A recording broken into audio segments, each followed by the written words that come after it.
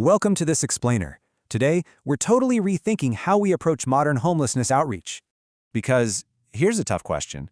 Are our well-meaning programs actually stripping away human dignity? Now, providing meals and clothes, absolutely crucial. They are literal lifesavers for the unhoused. But in our rush to fix physical needs, we might accidentally erase personal agency.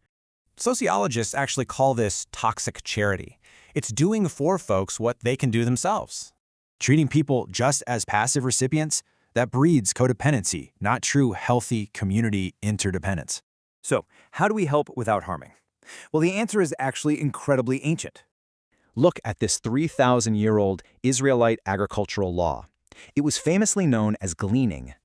And honestly, it brilliantly shows us a totally different, empowering way to do social welfare. Notice what they didn't do. Wealthy landowners didn't box up grain and hand-deliver it. Instead, they intentionally capped their own profits by leaving the field's edges totally untouched.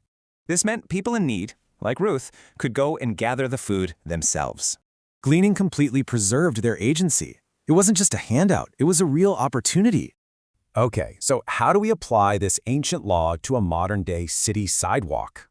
We can shift from transactional to participatory models by making these 3 practical tweaks. First up, instead of just handing out clothes, invite unhoused folks to run the closet. Second, ditch the plexiglass. Have the community actually prep, serve, and eat meals together. Third, bring natural leaders from the unhoused community right into your program planning process.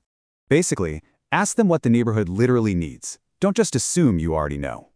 See, our ultimate goal shouldn't be to completely eliminate someone's need for personal effort.